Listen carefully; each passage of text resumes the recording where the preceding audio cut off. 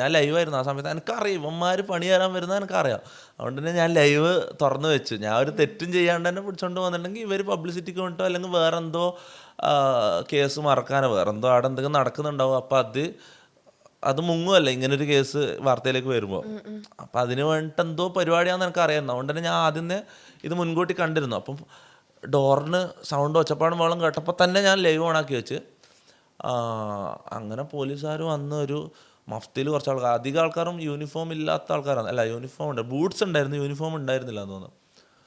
അങ്ങനെ ഒരു 5-10 ആൾക്കാർ ഒരുമിച്ച് കയറി വന്ന് അതിൽ എനിക്ക് ഇപ്പോഴും ഓർമ്മ ഉണ്ടോ പുള്ളി, ഞാൻ പേര് പറയുന്നില്ല, മാൻ ഒരു തല്ലി എന്ന് പറഞ്ഞാൽ ഇങ്ങനെ. ആ സമയത്ത് എൻ്റെ മുടി മറ്റേതായിരുന്നു, വലിയ ഡ്രെഡ് ലോക്സ്.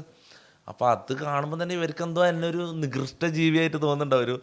ഒരു പാറ്റയോ ഒരു കൂറയെല്ലാം പോലെ ഇങ്ങനെ 2 കൊമ്പലായിട്ട്. അപ്പോൾ ഇത് രണ്ടും പിടിച്ച് വലിച്ചിട്ടാണ് എന്നെ പുറത്തേക്ക് കൊണ്ടുവന്നത്. അതായത് എൻ്റെ തല ആ മുടി പിടിക്കാൻ നല്ല ഗ്രിപ്പാന്ന് തോന്നുന്നു, എന്താണെന്ന് എനിക്കറിയില്ല. അത് പിടിച്ച് വലിച്ച് വെച്ചിട്ടാണ് എന്നെ ജീപ്പിലേക്ക് കൊണ്ടുപോകുന്നത്. പിന്നെ കുറേ തല്ലി അവിടെ ഇട്ട് തന്നെ തല്ലി. അതായത് സ്റ്റേഷനിൽ കൊണ്ടുപോയിട്ട് അധികം പെരുമാറിയില്ല, അവിടെ ഇട്ടിട്ട് തന്നെ നല്ല തല്ലി പിടിച്ച് കൊണ്ടുപോയി. അവിടെ തന്നെ സ്റ്റേഷനിലേക്ക് കൊണ്ടുപോകുന്ന പണ്ടത്തെ 3 കൊല്ലം മുന്നുള്ള വീഡിയോയിൽ എടുത്ത് നോക്കിയാൽ കാണാം. ഞാൻ ഇങ്ങനെ ഞൊണ്ടിയിട്ടാണ് നടക്കുന്നത്, കാലെല്ലാം പോയിട്ടുണ്ടായിരുന്നു ആ സമയത്ത്. ഇപ്പം ഞാൻ ചിരിച്ചിട്ട് പറയുന്നത് നോക്കണ്ട കേട്ടോ, ആ സമയത്ത് അത് ഭയങ്കര ട്രോമയായിരുന്നു. അതൊരു ആലോചിക്കുമ്പം തന്നെ ഒരു അവസ്ഥയാണത്. അങ്ങനെ എന്താ സ്റ്റേഷനിൽ കൊണ്ടുപോയി ഒരു ദിവസം ഫുള്ള് ആടെ സെല്ല്, പിന്നെ കുറേ ഇൻ്ററഗേഷൻ, അങ്ങനെ കുറേ അതെല്ലാം കഴിഞ്ഞ് പിറ്റേ ദിവസം ജാമ്യത്തിൽ ഇറങ്ങി.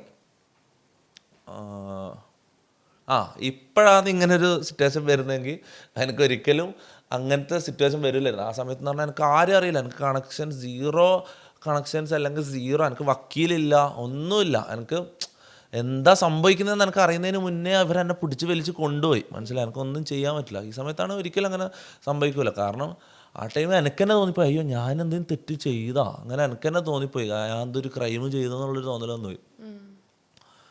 പിന്നെന്ന് വെച്ചാൽ ഏറ്റവും ഒരു കോമഡി ആയിട്ടുള്ള സംഭവം എന്ന് വെച്ചാൽ, ഇപ്പം ഇതൊക്കെ കഴിഞ്ഞ് 2-3 വർഷം കഴിഞ്ഞല്ലോ. ഇപ്പം കഴിഞ്ഞ ഒരു മാസം മുന്നോ 2 മാസം മുന്നോ ഞാൻ ഈ കല്ലൂർ സ്റ്റേഡിയത്തിൽ ഷട്ടിൽ കളിക്കാൻ പോകും. അപ്പം ഞാൻ ഷട്ടിൽ കളിച്ചുകൊണ്ടിരിക്കുമ്പോൾ ഒരു പോലീസ് ജീപ്പ് വന്ന് നിർത്തി. എന്നിട്ട് അങ്ങനെ ഞാൻ വെച്ചു അടുത്ത എന്തോ ഇതായി സിനാൻ ചോദിച്ചിട്ട് നിൽക്കുക. അത് വന്നിട്ട് ഒരു 3-4 പോലീസുകാർ ഒരുമിച്ച് വന്ന് സെൽഫിയെല്ലാം എടുത്തിട്ട് പോയി. അത് ഭയങ്കര മെമ്മറബിൾ സംഭവം. നേരത്തെ എന്നോട് ചോദിച്ചില്ലേ ഈ ഫാൻ മൊമെന്റ്സിൽ ഏറ്റവും മെമ്മറബിൾ ആയിട്ട് അതാണ് ഞാൻ ഓർത്തെടുക്കാൻ വിട്ടുപോയ കാര്യം ഇതാണ്. കുറച്ച് പോലീസുകാർ വന്ന് ഒന്നിച്ച് ഫോട്ടോ എല്ലാം എടുത്തിട്ട് പോയത്. അത് ഭയങ്കര ഇതായിരുന്നു. ഗെയിമിങ്ങിലേക്ക് വരാൻ ആഗ്രഹിക്കുന്ന പെൺകുട്ടികളോട് തൊപ്പിക്ക് എന്താ പറയാനുള്ളത്?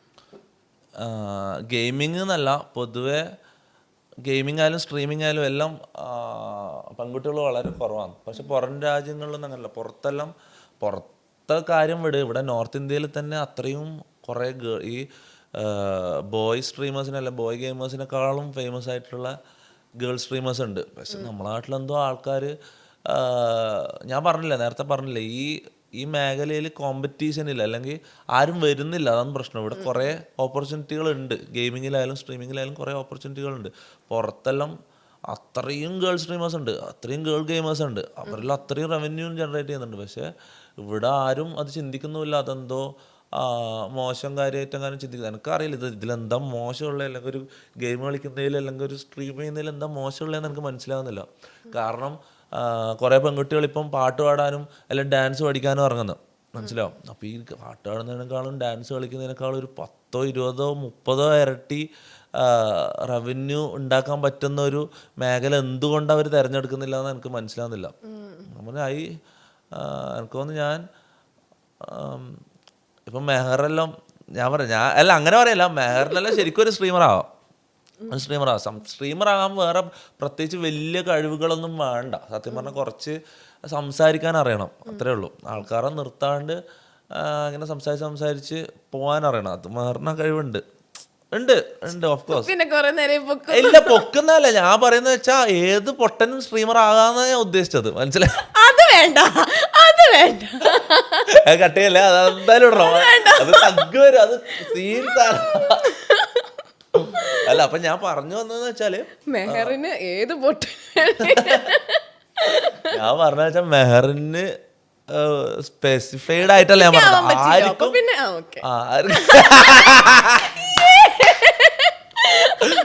അല്ല ആർക്കും ആണെങ്കിലും ഇതിലേക്ക് ഇറങ്ങാം. ഇതിന് പ്രത്യേകിച്ച് ടാലന്റോ അല്ലെങ്കിൽ പ്രത്യേകിച്ച് ഒരു ഇത് വേണമെന്ന് എനിക്ക് തോന്നില്ല. എനിക്കൊരു ടാലന്റ് ഉള്ളതായിട്ട് എനിക്ക് തോന്നില്ല. എനിക്ക് കുറച്ച് ചിന്തിക്കാനുള്ള കഴിവുണ്ട്, കുറച്ച് സംസാരിക്കാനുള്ള കഴിവുണ്ടോയെന്ന് ചോദിച്ചാൽ എനിക്കറിയില്ല. അത്യാവശ്യം സംസാരിക്കാനുള്ള അത്രേ വേണ്ടു. സ്ട്രീമർ ആകാൻ ഗെയിമർ ആകാൻ അത്ര. പിന്നെ ഗെയിം കളിക്കാനുള്ള സ്കിൽസ് ഞാൻ അത് പണ്ട് വേണം. നന്നായിട്ട് പബ്ജി കളിക്കുമായിരുന്നു.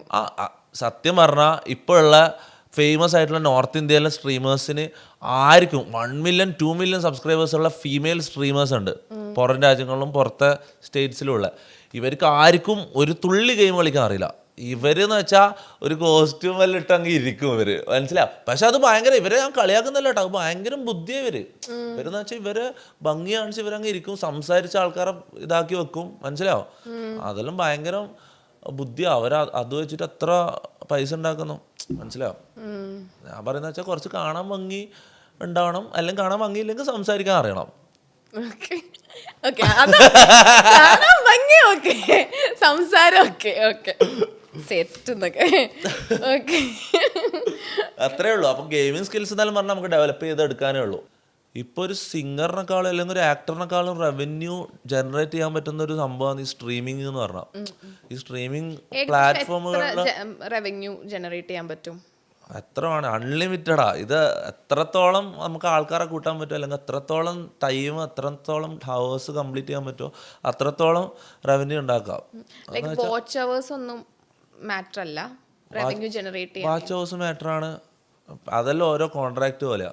അപ്പം ഞാൻ ആലോചിക്കുന്നത് ഇത്രയും ഓപ്പർച്യൂണിറ്റികൾ അല്ലെങ്കിൽ ഇത്രയും സ്കോപ്പുള്ള ഒരു പരിപാടിക്ക് എനിക്ക് തന്നെ തോന്നുന്നു, ശരിക്കും പറഞ്ഞാൽ ഇത് ഞാൻ ഇങ്ങനെ പറയാൻ പറ്റില്ല, പക്ഷെ എനിക്ക് തന്നെ തോന്നുന്നു ഇത് എന്തുകൊണ്ട് ഇതിൽ കോമ്പറ്റീഷൻ ഇല്ലയെന്ന് എനിക്ക് തോന്നുന്നു. കാരണം നമ്മൾ ഈ 2-3 ആൾക്കാരെ ഈ സ്ട്രീമേഴ്സ് എന്ന് പറഞ്ഞിട്ടുള്ളൂ, അല്ലെങ്കിൽ ഗെയിമേഴ്സ് സ്ട്രീമേഴ്സ് എന്ന് പറഞ്ഞിട്ട് ഈ 2-3 ആൾക്കാരേ ഉള്ളൂ. ഇപ്പം സിംഗിങ് എന്ന് പറഞ്ഞ മേഖലയാണെങ്കിൽ ഒരു 1000 ആൾക്കാർ നമുക്ക് കോമ്പറ്റീഷൻ ഉണ്ട് അങ്ങോട്ടും ഇങ്ങോട്ടും, കുറേ ആൾക്കാരുണ്ട്. കാരണം അതിൽ സ്കോപ്പ് ഉള്ളതുകൊണ്ട് കുറേ ആൾക്കാർ കോമ്പറ്റീഷൻ ഉണ്ട്. പലർക്കും റീച്ച് ഉണ്ട്, പലർക്കും റീച്ച് ഇല്ല, അങ്ങനെയല്ലേ. ഇപ്പോൾ ആക്ടേഴ്സ് ആയാലും വേറെ ഏത് മേഖലയിലായാലും കുറേ ആൾക്കാരുണ്ട്, കോമ്പറ്റീഷൻ ഉണ്ട് അങ്ങോട്ടും ഇങ്ങോട്ടും. ഈ ഗെയിമേഴ്സ് അല്ലെങ്കിൽ സ്ട്രീമേഴ്സ് എന്ന് പറയുമ്പം ഈ ഇൻഫ്ലുവൻസേഴ്സിനെക്കാളും അല്ലെങ്കിൽ സിംഗേഴ്സിനെക്കാളും ആക്ടേഴ്സിനെക്കാളും പൈസ ഉണ്ടാക്കാൻ പറ്റുന്ന ഒരു ഫീൽഡായത്. എന്നിട്ടും എന്തുകൊണ്ട് ആൾക്കാർ ഇതിലേക്ക് വരുന്നില്ല എന്നുള്ളത് എനിക്ക് ഭയങ്കര കൺഫ്യൂഷനാണ്. സാധാരണ ഒരു കാര്യത്തിൽ ഒരു മേഖലയിൽ സ്കോപ്പ് കൂടുമ്പോൾ അതിൽ ആൾക്കാരും കൂടുമല്ലോ, അത് ചെയ്യുന്ന ആൾക്കാർ കൂടുമല്ലോ. അപ്പോൾ സ്ട്രീമേഴ്സ് ലിറ്ററലി 3, 4, 5 ആൾക്കാരോ. ഈ ഇപ്പം ഞാനിപ്പോൾ എന്നോട് ചോദിച്ചാൽ സായി പോപ്പിൻ്റെ കാര്യം മാത്രമാണ്. സായി പോപ്പി പിന്നെ ഈഗിൾ ഗെയിമിങ്, ഇങ്ങനെ 2-3 ആൾക്കാരേ ഉള്ളൂ.